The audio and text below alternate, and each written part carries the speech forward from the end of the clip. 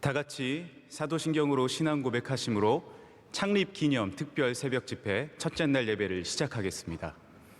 전능하사 천지를 만드신 하나님 아버지를 내가 믿사오며 그 외아들 우리 주 예수 그리스도를 믿사오니 이는 성령으로 잉태하사 동정녀 마리아에게 나시고 본디오 빌라도에게 고난을 받으사 십자가에 못 박혀 죽으시고 장사한 지 사흘 만에 죽은 자 가운데서 다시 살아나시며 하늘에 오르사 전능하신 하나님 우편에 앉아 계시다가 저리로서 산자와 죽은 자를 심판하러 오시리라. 성령을 믿사오며 거룩한 공예와 성도가 서로 교통하는 것과 죄를 사하여 주시는 것과 몸이 다시 사는 것과 영원히 사는 것을 믿사옵나이다. 아멘. 찬송가 210장을 다 같이 찬양하시겠습니다. 찬송가 210장입니다.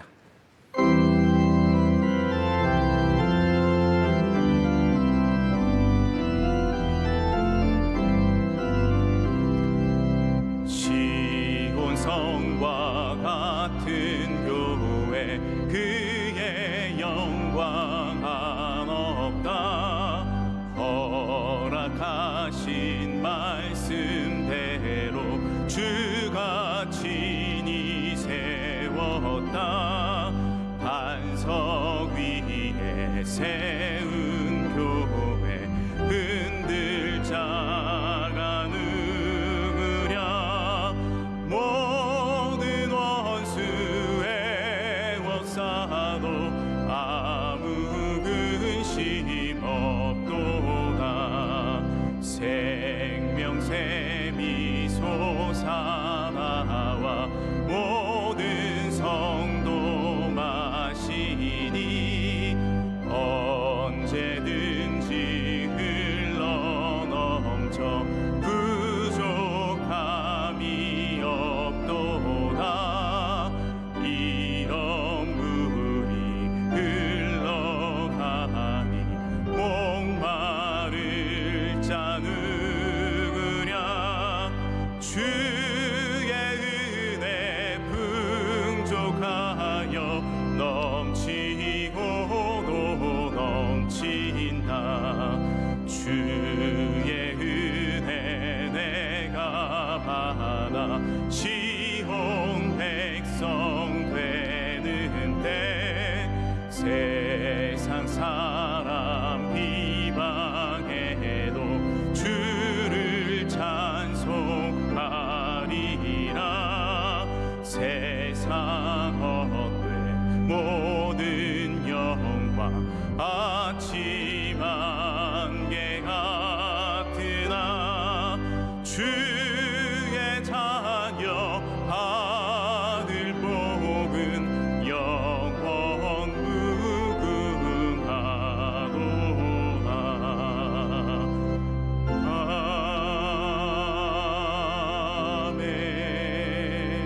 아멘. 예배를 위하여 이진우 집사님께서 기도 인도하시겠습니다.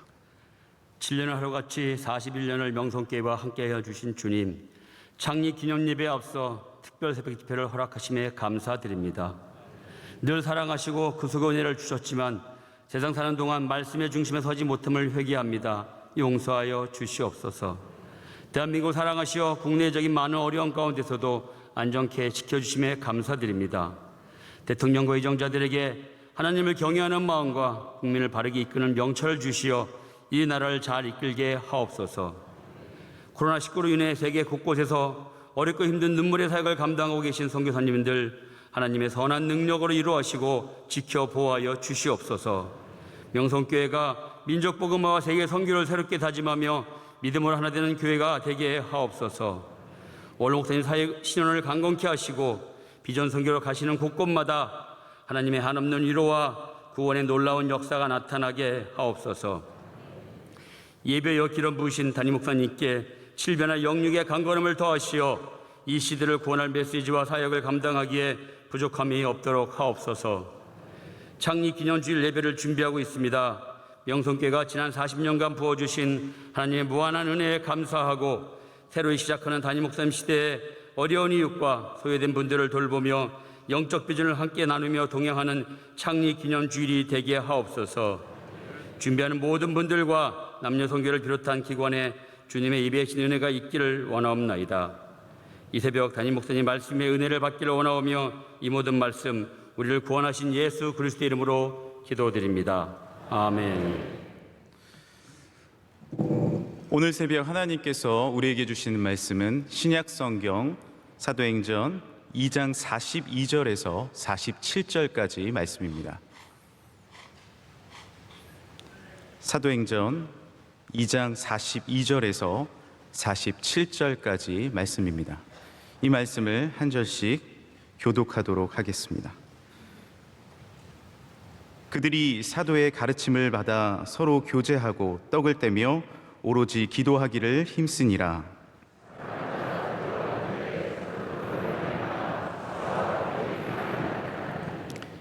믿는 사람이 다 함께 있어 모든 물건을 서로 통용하고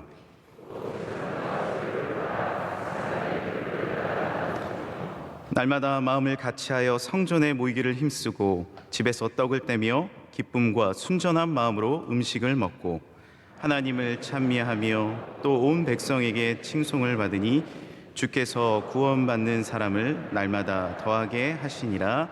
아멘. 이제 말씀으로 은혜 받는 시간입니다. 담임 목사님께서 변하지 않는 교회의 정체성 제 말씀 주실 때 큰 은혜의 시간이 될 줄 믿습니다. 아멘. 네, 변하지 않는 교회의 정체성 하나님의 말씀 전하도록 하겠습니다. 41주년 우리 창립 기념 주일을 준비하면서 먼저 우리가 주님 앞에 더 기도하고 주의 말씀을 사모하면서 우리 하나님께 영광 올려드리는 준비를 잘 감당하기를 원하고요. 우리 특별 새벽 집회가 우리 명성교회의 가장 중요한 정체성 중에 하나이기 때문에 바로 이 시간을 통해서 또한 교회의 정체성을 또 다시 한번 생각해보는 은혜가 있었으면 좋겠습니다. 우리가 주일날 정체성에 대한 말씀을 나누고 있는데 저희 특별 새벽 집회에는 교회의 정체성을 좀 함께 얘기해 보면 어떨까라는 생각이 그런 감동이 좀 있었습니다. 교회의 정체성을 보려면 당연히 사도행전을 먼저 좀 봐야 합니다. 단어로 교회라는 단어를 찾아보면 사도행전의 5장 11절에 가장 먼저 등장을 합니다.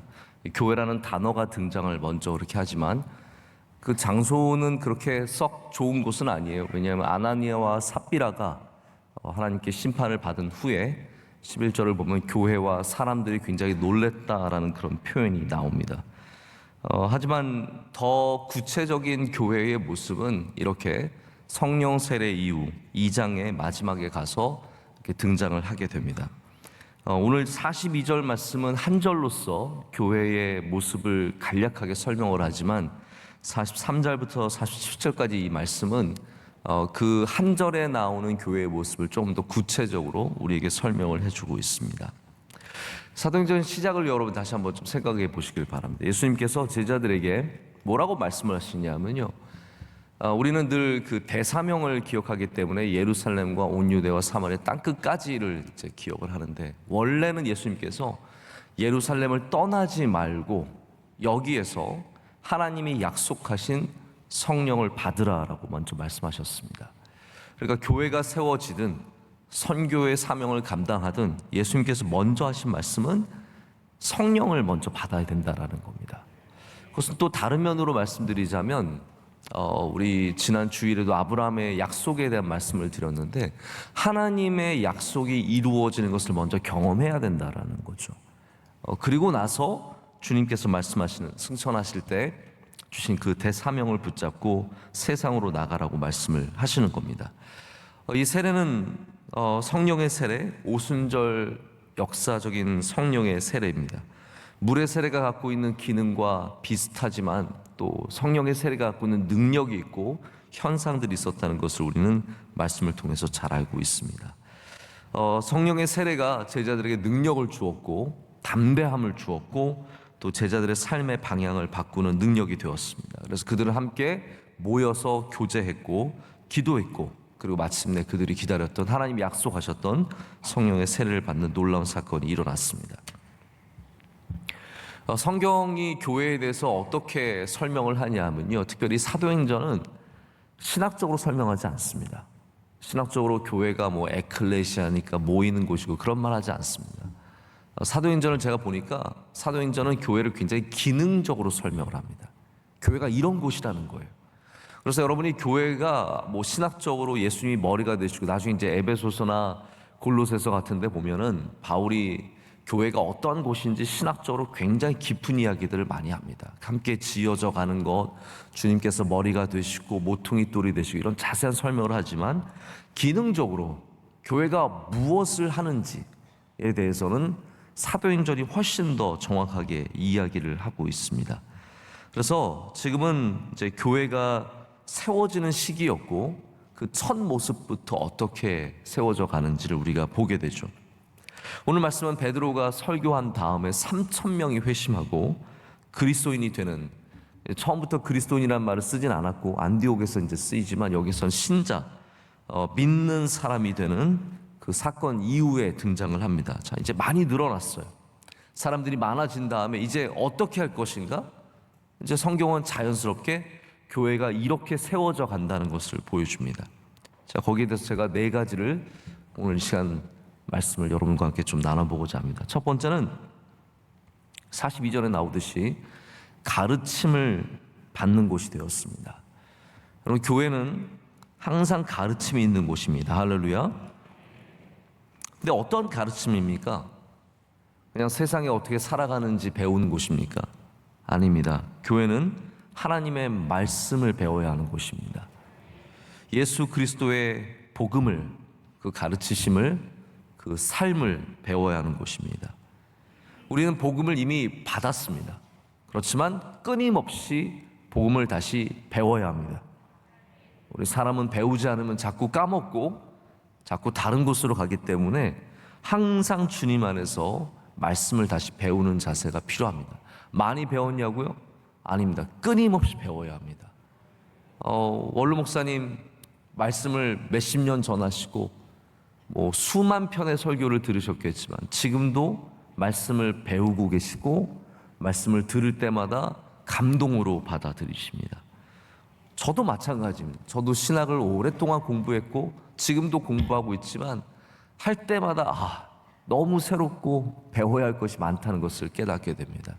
여러분, 절대로 하나님의 가르침에 오늘로써 만족하지 마시고 항상 더 주님 앞에 엎드리며 주의 말씀을 사모하는 저와 여러분, 그리고 우리 명성교회가 되기를 간절히 소망합니다.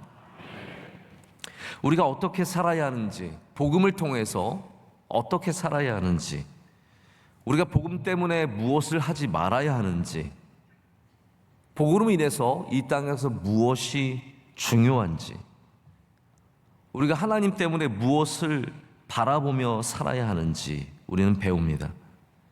교회에 와야 겸손을 배우고 섬김을 배우고 은혜를 배웁니다. 여러분, 이거 세상에서 배울 수 있겠습니까? 교회에 와야 배웁니다. 아니, 교회에 와서 부대끼는 가운데 낮아짐을 배우고 갈등을 통해서 섬김을 배우고 나의 연약함을 통해서 은혜를 배웁니다. 이런 가르침이 없는 곳은 당연히 교회로서의 정체성을 잃어버리게 됩니다. 교회는 그래서 항상 훈련이 일어납니다. 여러분, 교회가 갖고 있는 귀한 훈련 프로그램들을 소중하게 여기시고 적극적으로 참여를 하시고 그곳에서 많이 배우시기를 축복합니다. 그게 교회이기 때문입니다. 새벽 예배는 제가 요즘에 약간 아쉬운 게 뭐냐면 우리가 생방송으로 새벽 예배가 나가요. 그래서 C채널을 통해서 많은 우리 교회 아닌, 교회 다니시는 분 아닌 분들도 많이 보거든요. 그래서 제가 예전엔 좀 편하게 새벽 예배를 설교를 했어요. 우리 교회에 필요한 이야기들, 얼마나 우리끼리 얘기할 때는 얼마나 편해요? 지금은 못해요. 지금은 다 지금 보고 계세요. 그래서 우리 교회에만 딱 할 수 있는 이야기들을 못해서 약간 아쉬울 때가 있습니다. 언젠가 한번 생방송 끄고 여러분과 제가 정말 진솔하게 또 우리 교회에 가르치는 또 그런 가르침에 배우는 은혜가 있기를 소망해 봅니다. 자, 둘째는 서로 교제하며 떡을 뗍니다. 아까 말씀드렸다시피 42절 말씀, 제가 말씀을 읽으면서 42절을 포함시킨 이유가 이렇게 성경을 쭉 보다 보니까 42절에 나오는 굉장히 중요한 이야기가 있는데 이게 43절부터 47절을 통해서 굉장히 확장되고 또 구체적으로 설명이 되는 것을 보게 되었습니다. 여기 교제하며 떡을 떼는 것도 마찬가지입니다. 46절에 날마다 마음을 같이하여 성전에 모이기를 힘쓰고 집에서 떡을 떼며 기쁨과 순전한 마음으로 음식을 먹는다라고 되어 있습니다. 간단하게 설명되었던 것이 46절에서 자세하게 설명이 되고 있죠. 이것을 우리가 한마디로는 코이노니아라고 얘기를 합니다. 굉장히 중요한 단어죠. 코이노니아. 제가 옛날에도 한번 이 이야기를 들은 적이 있는데 몇 년 전에 미국에는 이제 항상 스펠링 대회가 있습니다. 복잡한 단어들을 스펠링을 잘 하는 거. 지금 명성교회도 재밌는 게 이제 이번에 41주년이라서 옆에 보면 영어로 41이라고 40 플러스 1이라고 되어 있어요. 보셨습니까 혹시? 이렇게 포스터에 보면 영어로 저희는 수준이 높으니까 40 플러스 1 정도는 읽을 수 있을 거라고. 근데 사실은 40가 쉬운 단어가 아니에요. 많은 분들이 4를 생각하고 FOURTY라고 쓸 때가 많아요. 그런데 보시면 아시겠지만 FOR이에요. 제가 무슨 말하는지 모르시면 그냥 넘어가시길 바랍니다. 이게 굉장히 사실 복잡한, 의외로 어려운 단어예요. 틀리기 쉬운 단어입니다. 미국은 이렇게 단어가 틀리기 쉽기 때문에 스펠링 대회가 항상 있거든요. 거기 결승전에서 인도계 미국 어린이가 카르티크 네만이라고 하는 어린이가 우승을 했습니다. 그때 마지막 결승전 단어가 코이노니아였어요. 교회 다녔으면 이겼을 텐데 코이노니아였어요. 코이노니아가 그만큼 중요한 단어입니다. 교제, 연합. 바로 교회의 정체성이 처음부터 하나님께서 주신 정체성이 바로 교제하는 것이고 연합하는 것입니다. 전도서 4장 12절 말씀은 한 사람은 패하겠거니와 두 사람이면 맞설 수 있나니 세 겹줄은 쉽게 끊어지지 아니하느니라 라고 말씀하고 있습니다. 교회는 이렇게 세 겹줄, 10겹줄, 만 겹줄, 100만 겹줄 끊임없이 하나가 되는 것이며 한 방향으로 가는 것입니다. 교회는 성도의 교제가 풍성해야 합니다. 그러나 그것은 함께 즐기며 노는 것을 말하지 않습니다. 날마다 마음을 같이 하는 것, 성전에 모이기를 함께 힘쓰는 것, 집에서 떡을 떼며 기쁨과 순전한 마음으로 음식을 먹는 것, 바로 그런 것을 성경이 말하는 교제라고 말합니다. 그래서 교제하는 것은 흩어진 마음을 다시, 달라지는 마음을 다시 날마다 맞추는 일입니다. 우리가 다른 모든 것들에 교회 안에서 통일을 이룰 수는 없습니다. 당장 내년에 대통령 선거를 하면은 저와 여러분이 다 똑같은 사람을 선택한다고 해서 교회가 하나 되는 것은 아닙니다. 하지만 우리가 교회 안에서 예수 그리스도의 마음을 맞출 때 우리는 하나 될 수 있습니다. 주님을 같이 바라볼 때. 그래서 명성교회가 오직 주님으로 온 것은 단순한 구호가 아닙니다. 우리가 항상 다시 맞추어야 할 것이 예수 그리스도이기 때문입니다. 마음을 같이 한다는 것, 날마다 마음을 같이 한다는 것이 그냥 우리끼리만 마음을 맞추는 것이 아니라 예수 그리스도께 마음을 맞추는 것이죠. 그래서 우리의 교제에는, 우리의 연합에는 에베소서 골로새서가 말씀하시듯이 예수 그리스도가 중심이 되어야 합니다.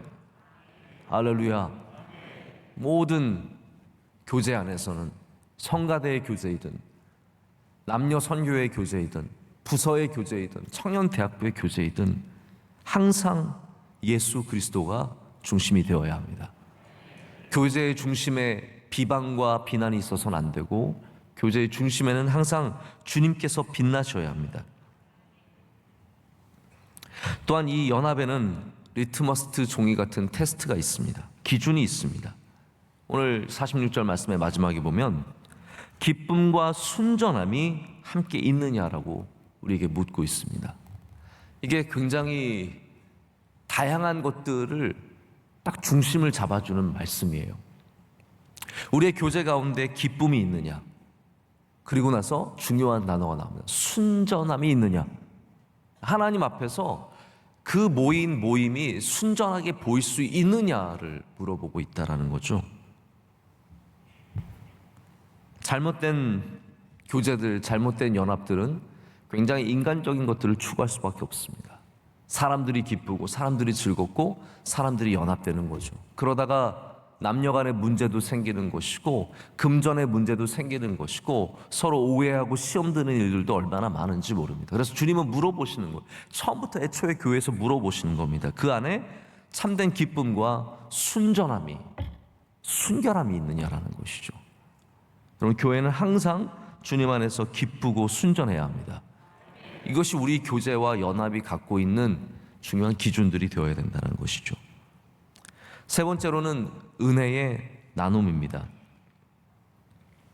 제가 초대교회를 지금까지 오늘 어제 저녁에 밤에 이 말씀을 준비를 했는데 말씀을 준비하기 전까지 항상 어려웠던 게 이 부분이었던 것 같아요.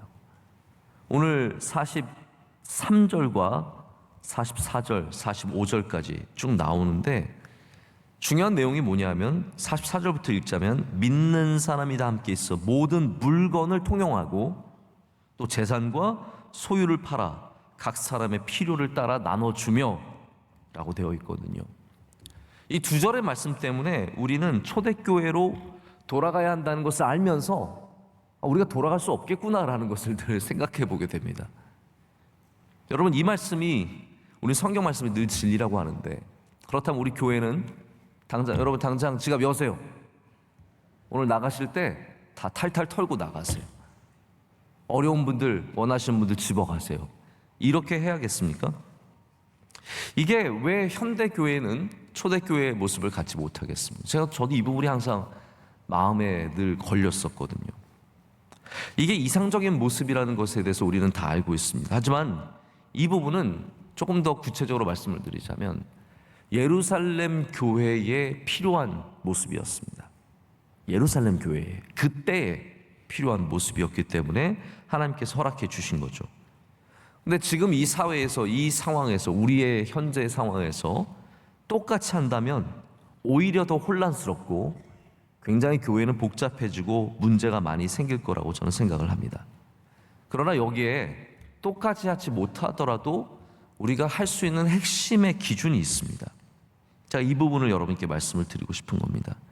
교회는 이게 어떤 의미냐면 물질을 나누는 것보다 더 중요한 게 뭐냐면 교회는 하나님이 내게 주신 은혜를 나누는 곳이라는 말이에요.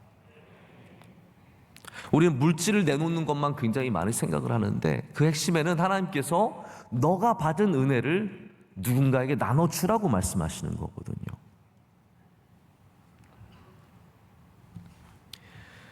그래서 교회는 하나님이 내게 주신 은혜를 기꺼이 남과 나누는 곳이 되는 겁니다. 그게 달란트이든 우리의 능력이든 물질이든 또 어떤 모양 가운데 섬기는 모습이든 그것을 교회 안에서 긍정적으로 하나님의 뜻을 위해서 사용하는 것이 참 중요합니다.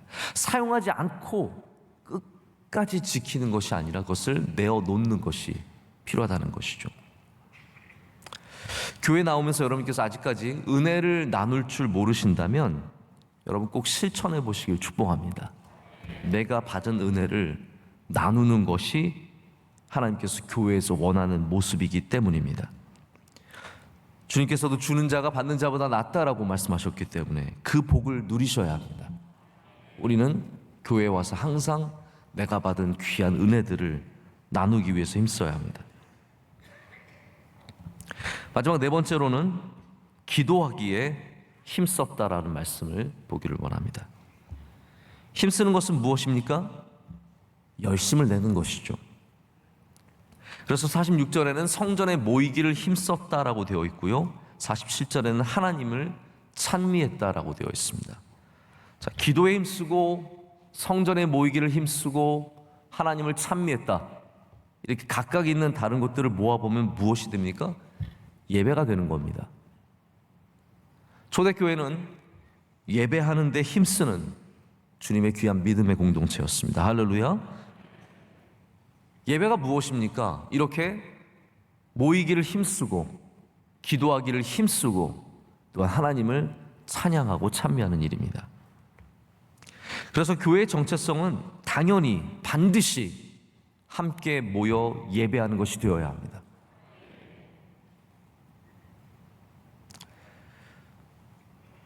이사야 56장 7절에 이런 말씀이 있죠.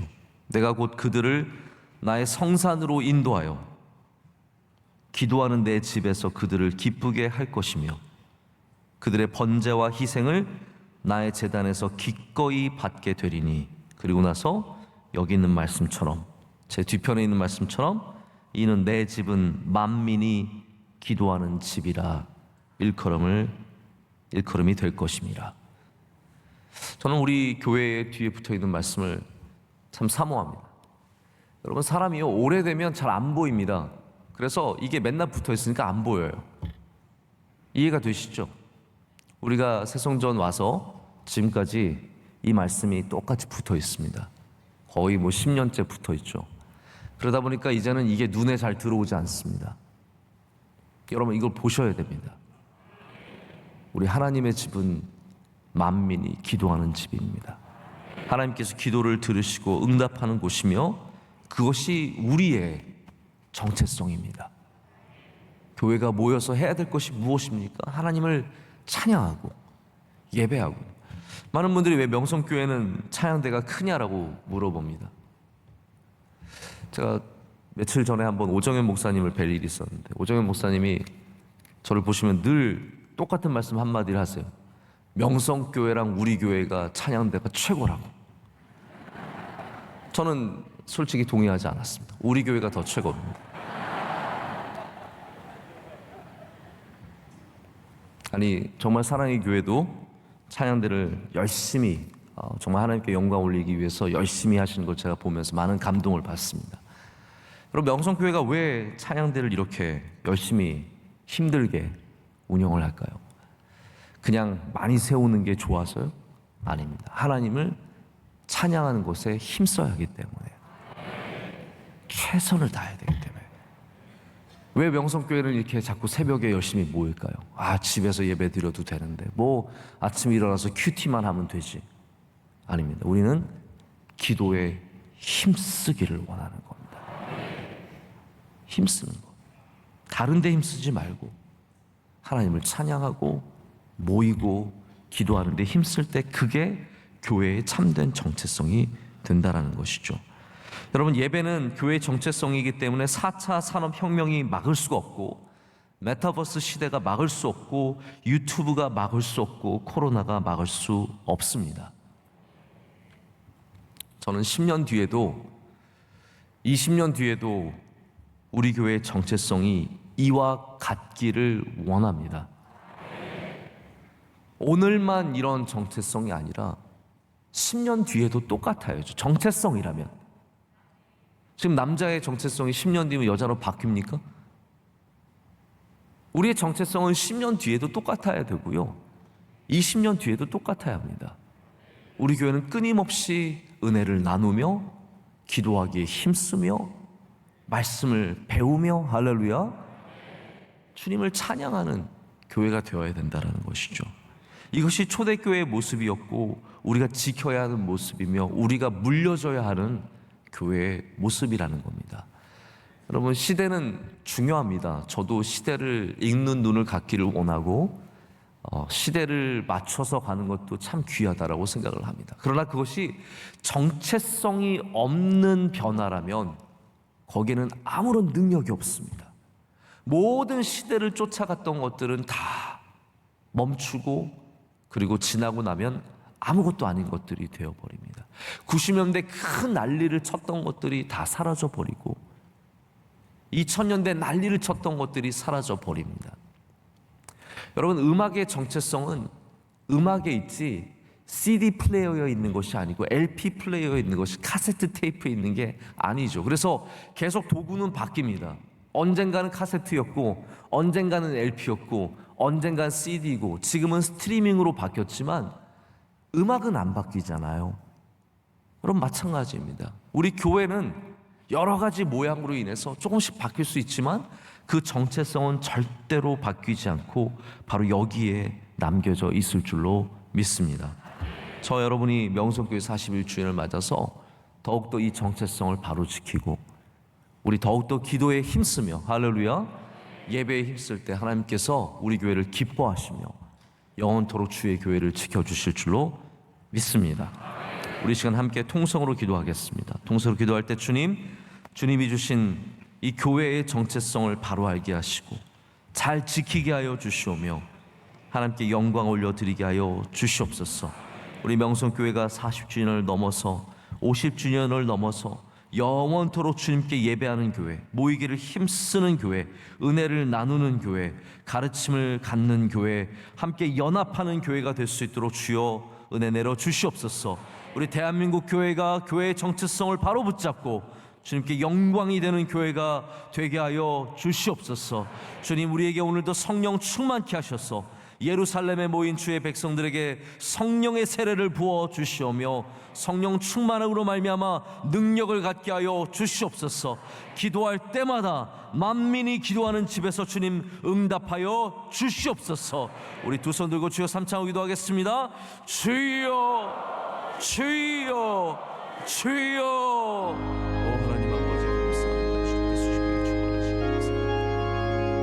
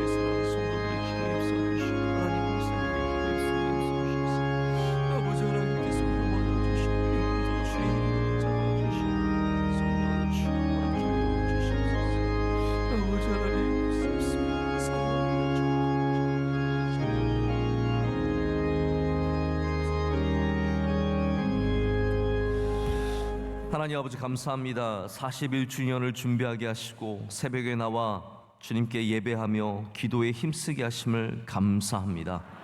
하나님, 우리 교회가 세워질 때부터 주셨던 정체성, 말씀의 배움과 성도의 온전한 교제와 은혜의 나눔과 기도와 예배에 힘쓰는 일들을 지키게 하심을 감사합니다. 영원토록 이 정체성을 잃지 않게 하여 주시오며 하나님께 영광이 되는 교회가 되게 하여 주시옵소서. 성도들 힘을 내어 나왔습니다. 힘쓰며 기도합니다. 주님, 우리를 불쌍히 여겨 주시오며 주의 장중에 붙잡아 주시옵소서. 능력을 더하여 주시옵고 은혜를 더하여 주시오며 우리에게를 날마다 모든 곳에서 주님께서 인도해 주실 줄로 믿습니다. 한국교회에 은혜 내려 주시오며 세계교회 위에 은혜 내려 주시오며 우리 명성교회가 조금이라도 교회의 보탬이 될 수 있는 그러한 교회가 될 수 있도록 주님 우리와 함께하여 주시옵소서. 오늘 예배를 섬기는 주의 종들을 기억하여 주시옵소서. 안내하시고 봉사하시고 차량 봉사로 수고하고 여러 가지로 수고하는 주의 종들이 많이 있습니다.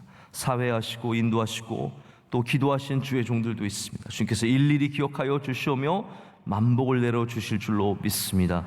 준비위원회와 함께하여 주시옵고 모든 성도들 한 명 한 명 창립기념주일을 준비하며 기도할 때 주님께서 우리의 모든 정성 가운데 영광 받아 주실 줄로 믿습니다.